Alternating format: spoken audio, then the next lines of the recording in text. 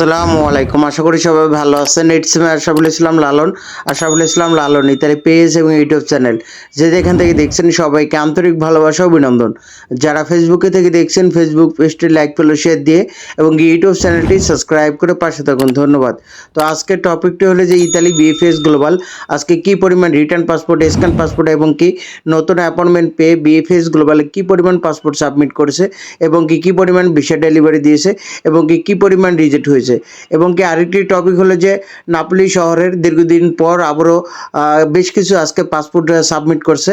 তো নাপোলি শহরের থেকে কিন্তু অনেকেই নুলস্থা পাইছে, তো সেই তুলনায় কিন্তু আপডেট আপনারা এতদিন দেখেন নাই। তো আজকে কিন্তু বেশ কিছু তারা পাসপোর্টগুলো সাবমিট করছে।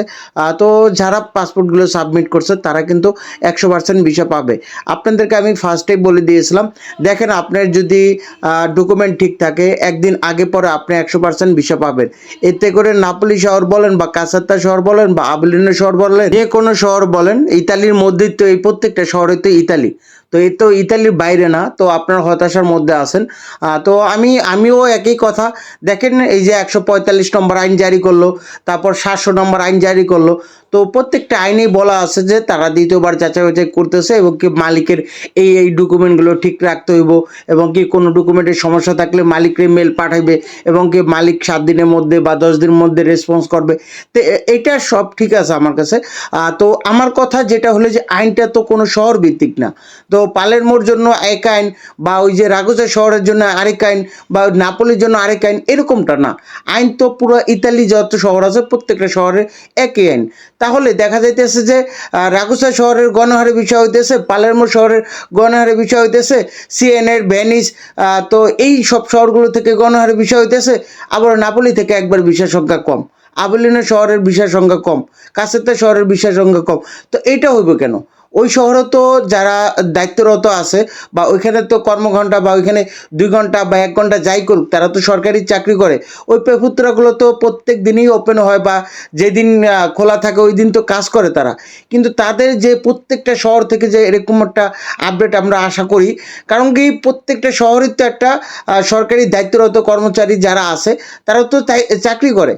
তো এখানে তারা কি করে সারাদিন? যাই হোক, বিভিন্ন জন বিভিন্ন রকম কথা বলবে, একটাই কথা, ভুক্তভোগীদের একটা সমাধান চায়। তো ইদানিং আমরা দেখছি যে গত সপ্তাহে প্রচুর পরিমাণ সাবমিটেড এসএমএস আসছে। তো ধারাবাহিকভাবে এখনও পর্যন্ত কিন্তু পাসপোর্ট সাবমিট এবং কি ভিসাগুলো কালেক্ট করতেছে।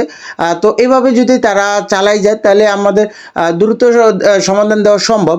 তবে এর মধ্যেও আছে যে আরেকটু ডেলিভারি বা আরেকটু সাবমিটের সংখ্যা যদি বাড়ায় তাহলে আরেকটু ভালো হইব। কারণ কি এত ভুক্তভোগীদের এদিক দিয়ে ফ্যামিলি ভিসা, তারপরে student visa, work visa, sponsor, agriculture, business, তো এই বিভিন্ন ক্যাটাগরি বিষয়গুলো ভুক্তভোগীরা কিন্তু হতাশার মধ্যে আছেন। তো আসলে আপনাদের আর কি বলবো।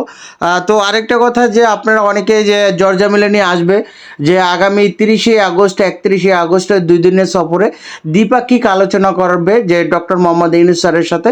তো সেটার উপলক্ষে আপনারা যারা দীর্ঘদিন অপেক্ষা করতেছেন একটা সমাধানের, যারা 2022 সালেরও ভুক্তভোগী আছে, 2023 সালেরও ভুক্তভোগী আছে এবং এই 2024 সালেরও কিন্তু ইতালি ভিসা ভুক্তভোগী আছে। এর মধ্যে স্ক্যান পাসপোর্ট, রিটার্ন পাসপোর্ট, অ্যাপয়েন্টমেন্টের জন্য মেল করে বসে আছেন। এর মধ্যে আবার ফ্যামিলি ভিসাও কিন্তু দীর্ঘদিন অপেক্ষা করে আছেন যে একটা সমাধানের জন্য।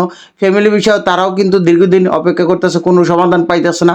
তো সবার মনে একটা যে মানববন্ধন বা অনশন বা গণ অবস্থান কর্মসূচি একটা আন্দোলন করতে চাইতেছেন। তো এইটা আসলে আপনাদেরকে আমি বলবো যে বিগত দিনগুলো আমরা কোথায় না গেছি। দেখেন ডক্টর ইউনূস স্যারের কাছেও আমরা কিন্তু যাওয়ার জন্য চেষ্টা করছি, কিন্তু সেখানে আমরা যাইতে পারি নাই। তারপরেও কিন্তু আমরা আমলিক সরকার থাকতে তখন আমরা কিন্তু ব্যারিস্টার সুমনের বাড়িতে যাওয়া হয়েছে, তারপর পররাষ্ট্র মন্ত্রণালয়, স্বরাষ্ট্র মন্ত্রণালয়, তারপর তৌহিদ হোসেন জসিমউদ্দিন, ইতালি অ্যাম্বাসির ভিতরে, তারপরে ইতালি বিএফএস গ্লোবালের ভিতরে, তো কোথায় না গেছে সব জায়গায় যাওয়া হয়েছে। তো আসলে আবার প্রবাসী কল্যাণ মন্ত্রণালয়েও কিন্তু যাওয়া হয়েছে। তো প্রত্যেকটা জায়গায় কিন্তু আমাদের ব্যাপারটা কিন্তু তুলে ধরা হয়েছে। তারপরও আপনারা অনেকে বলতে চাইতেছেন যে যেহেতু জর্জা মিলেনি আসবে, আগে যা হয়েছে। তো এখন আমরা যদি পররাষ্ট্র মন্ত্রণালয় তৌহিদ হোসেনের চ্যানেলের মাধ্যমে যদি একটা স্মারকলিপি দিয়ে আবারও চেষ্টা করি যে ডক্টর মোহাম্মদ ইউনূস স্যারের সাথে যখন বৈঠকটা হবে তো তখন যাতে ডক্টর মোহাম্মদ ইউনূস স্যার তার দেশের যে সমস্যাটা এটা যেন জর্জা মেলেনির কাছে তুলে ধরে। হ্যাঁ, জর্জা মেলেনি এবং কি ডক্টর ইউনূস স্যারের মধ্যে যে দ্বিপাক্ষিক আলোচনা করা হবে এটা আসলে আমি নিজেই জানি এইটাই হইব। এখন আপনাদেরকে আমি বলে রাখলাম অগ্রিম যে ডক্টর মোহাম্মদ ইউনূস স্যার হয়তো বলবে যে বৈধভাবে কীভাবে সহজে লোক নেওয়া যায় ইতালিতে, এবং কি জর্জা মেলেনি বলবে যে যে অবৈধভাবে যে লোকগুলো যায় সেগুলো কিভাবে দ্রুত ঠেকানো যায় এইটার কথাই বলবো, এই দুইটি কথা। কিন্তু তার মাঝে যে আমরা ভুক্তভোগী দীর্ঘ দিন অপেক্ষা করে বসে আছি আমাদের কথাটা যাতে বলে, এটা যদি স্মারকলিপি আকারে দেওয়া যায় তাহলে হয়তো আমাদের জন্য ভালো হবে। যদি কথাগুলো তুলে ধরে ডক্টর মোহাম্মদ ইউনূস স্যার যদি জর্জা মেলেনির কাছে এই কথাগুলো তুলে ধরে যে দীর্ঘদিন ভুক্তভোগীরা অপেক্ষা করতেছে, কিন্তু আসলে এটা বলবে বা না বলবে এটা পরের বিষয়। কিন্তু আমি মনে করি যে তারা এই বিষয় নিয়ে বলবে না, তারা ওই যে দুইটি বিষয় নিয়ে বলবে। ডক্টর মোহাম্মদ ইউনূস স্যার এটা বলতে পারে যে বৈধভাবে কিভাবে সহজে লোক নেওয়া যায়, আর যে ইতালি প্রধানমন্ত্রী বলবে যে অবৈধ অভিবাসন যে লিবিয়া দিয়ে বা নদীপথ দিয়ে যে লোক যায় এগুলা কিভাবে থামানো যায়, এই দুইটা কথাই। এখন তারপরও চেষ্টা করব বা এরকম আসলে আপনাদেরকে আরেকটা কথা বলে রাখি, দেখেন আপনারা এই যে অনেক কিছুই করলেন, আপনারা বিভিন্ন ডিস্ট্রিক্ট থেকে আপনারা ঢাকা এসে পড়েন, এখন আপনাদের আর্থিকভাবে অনেক খরচ হয়।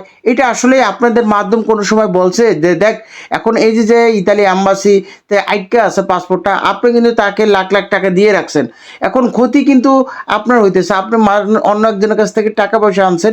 এই কথাগুলো বলতেছি আপনাদের খারাপ লাগতে পারে, দেখেন তারপরেও সত্য কথাগুলো বলতেছি। আপনার একজনের কাছ থেকে টাকাগুলো আনছেন, আপনি তাকে দিচ্ছেন, সে তো তার জায়গায় সে ঠিক আছে, সে কাজ করতেছে ইতালিতে, তবে আপনার টাকাগুলোও সে নিয়ে রাখছে।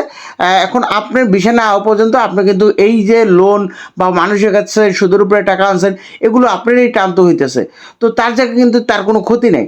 সে তো কখনো এইটার জন্য দায়ী কি শুধু আপনি একাই? যে ইতালি অ্যাম্বাসি যে সমস্যা করতেছে, তারা যাচাই বাছাই নামে আপনাদেরকে অনেক সময় নিতেছে, এটার জন্য কি দায়ী আপনি শুধু? আপনি ইতালি যাবেন দেখে শুধু আপনিই দায়ী? আপনি তো তাকে টাকা পয়সা দিয়ে রাখছেন, সে কি আপনাকে ছাড় দিবে না?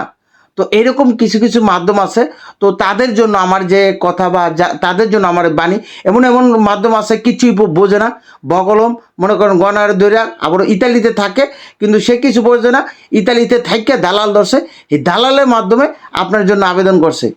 তো ও যদি দালালের মাধ্যমে আবেদন করে ওই দালালে দিব 2-3 হাজার কাগজ জমা। এখন আপনার ভিসা হবে কি হবে না এটা সন্দেহজনক, কারণ আপনার আলেজ্য ঠিক রাখছে নাকি মালিক ঠিক রাখছে নাকি ও গনার ধরে ধরে আবেদন করে নলস্থা উঠেছে। এখন এইটা আপনার বুঝের বিষয়। দেখেন আমি ভিডিওটা কথা বলতেছি, কথাগুলো আপনাদের প্রত্যেকের মনের কথা, যে আপনার যে মাধ্যমটা হলো ইত্যাদি থাকে কিন্তু সে কিছুই বোঝে না, আরেক দালাল দোষে, তো সেই দালালের এখন মনে করেন পলাতক। এখন আপনার বিষয় আদৌ কি হওয়ার সম্ভাবনা আছে? আপনি কল দিলে কল ধরে না।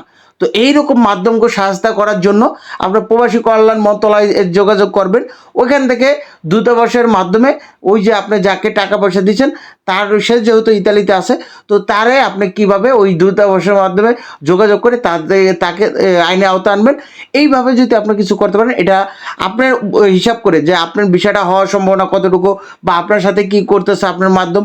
দেখেন ইতালি ভিসা, আমি বারবার বলি যে ইতালি ভিসা কারো চেহারা দেখে দেয় না, যার ডকুমেন্ট ঠিক আছে তারা 2022 সালেও জমা দিয়েও এখন পাবে, 2023 সালে যারা জমাইছে তারাও ভিসা পাবে, 2024 সালে যারা স্ক্যান পাসপোর্ট জমাইছে তারাও ইতালি ভিসা পাবে। তো আগে পরে কোনো সমস্যা নাই, আগে পরে যে আপনি 1 বছর আগে 2 বছর আগে যে জমাইছেন এখন ভিসা পাওয়ার সম্ভাবনা নাই এরকমটা না। 2023 সালেরও বিষয় হইতেছে, 24 সালেরও বিষয় হইতেছে, 2022 সালেরও বিষয় হইতেছে, তো আপনি কেন পাইতেছেন না এটা আমাকে বলেন। তাকে জিজ্ঞেস করেন, আপনার মাধ্যমকে জিজ্ঞেস করেন যে ভাই আমি কেন ভিসা পাইলাম না, আমার কোন জায়গাটা দোষ, আমাকে টাকা চাইছো আমি তোমাকে টাকা দিছি, আমার সমস্যাটা কি? মালিক প্রত্যাহার কেন করবে? তুমি মালিককে কেন কন্ট্যাক্ট রাখো নাই? তাহলে আমি যে তোমার 10 লাখ টাকা 8 লাখ টাকা 4 লাখ টাকা যাই দিছি এটা তুমি আমার এক বছর ধরে ঘুরে রাখছো, কেন ঘুরাইছো টাকাগুলো কেন? যদি বুঝতাম যে বাংলাদেশ ব্ল্যাক লিস্টে তাহলে আমি বুঝতাম যে না, বাংলাদেশ ব্ল্যাক লিস্টে তার তো কোনো নেই, কারণ সবাই কেউ তো পায় নাই। 100 জন যদি বিষয় হয় আপনি পাইবেন না কেন? আমার কথা বলেন, আপনি পান নাই কেন? তো পান নাই কেন এইটার মূল কারণেই যে আপনার মাধ্যমে আপনার টাকাটা কাজে খাটায় নাই, আপনার জন্য ওই রকম কাজ করে নাই। মুখে মুখে বলে এইটা করছি সেটা করছি, এই পেপুত্রায় দৌড়াইছি, সুই অফিসে দৌড়াইছি, কিছুই করা লাগে না। কিছু কিছু মাধ্যম তারা অলরেডি মালিক আগ্রহ বাস, তো সকল ডকুমেন্ট ক্লিয়ার করে রাখছে। পেপুত্রা থেকে যখনই কোনো পেক পাঠায় বা মেল পাঠায় সাথে সাথে রেসপন্স করে, তখনই কিন্তু তাকে ক্লিয়ার দিয়ে দেয়। তো মালিকে ক্লিয়ার দিয়ে দিলেন, দ্রুত বিষয় হয়ে যায়। তো এইগুলো আপনাদের কথা আসলে প্রত্যেকের মনের কথা। যদি আপনার মনের কথাটা হয়, এই যে আমি কথাগুলো বললাম, যদি এইগুলো আউট কথা হয় তো ওইটাও বলবেন। আর আপনার মনের কথা হলে কমেন্টে জানাবেন যে না ভাই, প্রত্যেকটা কথা আমার মনের সাথে মিলে গেছে গা। তো আপনাদের মাধ্যম যদি এরকমটা করে, অবশ্যই এটা করবেন। আর আমরা যে এই যে মানববন্ধন, আমরা মানে রাস্তায় মিছিল করি, এই করি সেই করি, আমরা এটার পিছনে আমরাই কি দায়ী?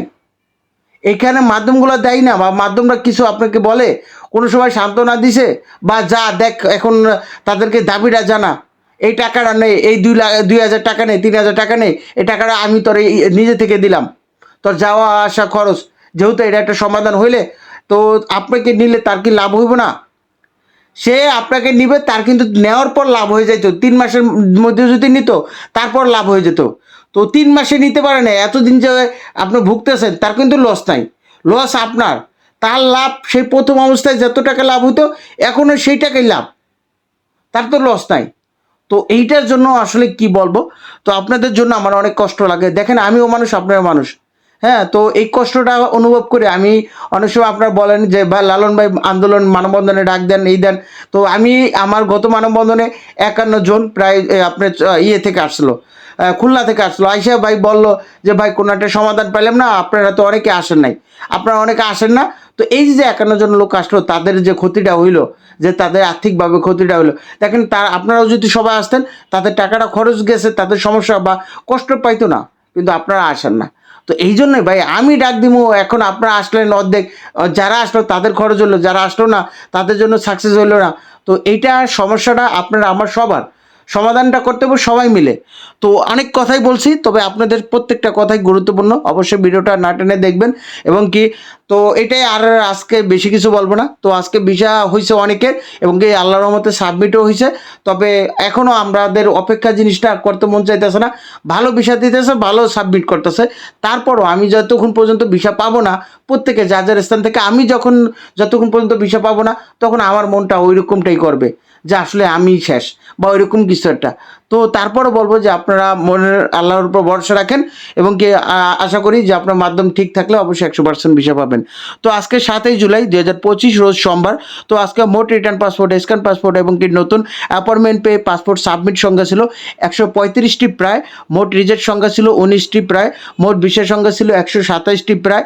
এর মধ্যে ফ্যামিলি ভিসা ছিল 13টি, এগ্রিকালচার ভিসা ছিল 87টি, স্পন্সর ভিসা ছিল 17টি, ডোমেস্টিক ভিসা ছিল 2টি, ট্যুরিস্ট ভিসা ছিল 3টি, বিজনেস ভিসা একটাও হয় নাই, স্টুডেন্ট ভিসা 5টি। তো আজকে স্টুডেন্ট ভিসাও কিছু হয়েছে, তবে ফ্যামিলি ভিসা একটু কম ওয়ার্ক ভিসার ক্ষেত্রে। তো আসলে ফ্যামিলি ভিসা ভুক্তভোগীরা অনেকে প্রশ্ন করেন যে ভাই আমাদের খবর কি? আপনাদের আসলে খবর কিছু বলার নাই। তবে আমার কাছ থেকে আপনারা যারা ফ্যামিলি ভিসা ভুক্তভোগী আছেন, তো আপনাদের একটা সাজেশন দিতে পারি।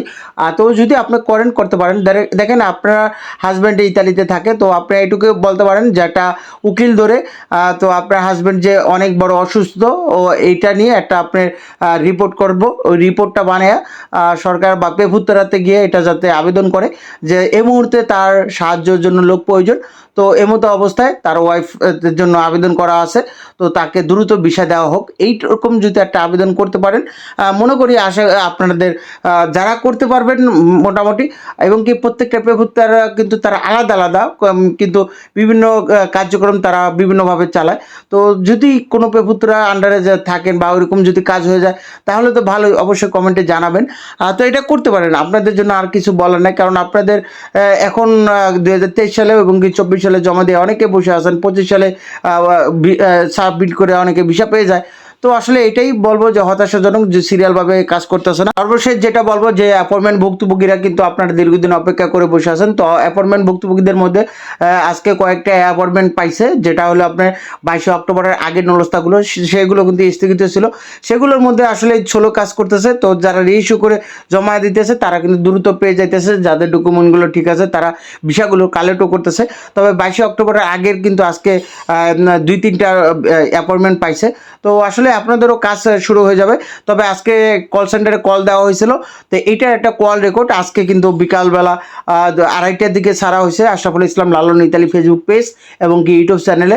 ওইটাও দেখে নেবেন। দেখেন ইতালি বিএফএস গ্লোবালে কল সেন্টারে কল দেওয়া হয়, যেই কথাটা আপনি বলবেন ওই কথাটা আসলে কিভাবে বললো, আপনার কথাটার সাথে কি তার মিল আছে নাকি। ইতালি বিএফএস গ্লোবাল কর্মকর্তারা একই কথা বলবে ঠিক আছে, কিন্তু যেই ব্যক্তিটা কল দিয়েছে সেই ব্যক্তিটাকে আপনার মনের কথা বা আপনার যে মনের ভিতরে যে প্রশ্নটা সেটা কি তাকে করতে পারছে। সে যদি করতে পারে তাহলে কিন্তু আপনার কল দেওয়া লাগতেছে না। আর তাদেরকে কল দেওয়ার একটাই কারণ, দেখেন আপনার সমস্যাটা যদি এরকম 100 জন কল দেয় তাহলে 100 জনের সমস্যাটা তখন তারা কিন্তু একটা নোট আকারে এটা ঊর্ধ্বতন কর্মকর্তা তাদের কাছে তুলে ধরতে পারে। আপনারা যদি কলই না দেন বা তাদের কাছে বারবার যদি জানতে না চাওয়া হয় যে আমার সমাধান কবে দিবে, আমি 1 বছর ধরে ভুক্তভোগী, আমি 1.5 বছর ধরে ভুক্তভোগী, আমি 2 বছর ধরে ভুক্তভোগী, এরকমভাবে যদি তাদেরকে প্রেশার না দেন তাহলে তো তারা এটা বুঝতে পারবে না আপনারা কতটা কষ্টের মধ্যে আছেন। এই জন্য প্রত্যেক দিন কল দেওয়া হয় প্রতিনিয়ত। এই কল রেকর্ডগুলো কিন্তু আপনাদেরকে শোনাই। তো অবশ্যই আপনারা কল রেকর্ডগুলো অনেকেই সাপোর্ট করেন। তো আজকেও কিন্তু একটা কল রেকর্ড আছে, ওই কল রেকর্ডটা কিন্তু আমি বললাম যে 2:30টা বাজে ছাড়ছি, তো ওইটাও দেখে নেবেন। তো এতক্ষণ সাথে থেকে ভিডিওটি দেখার জন্য আপনাদেরকে অসংখ্য ধন্যবাদ। আপনারা সুস্থ থাকুন, ভালো থাকুন, আল্লাহ হাফেজ, আসসালামু আলাইকুম।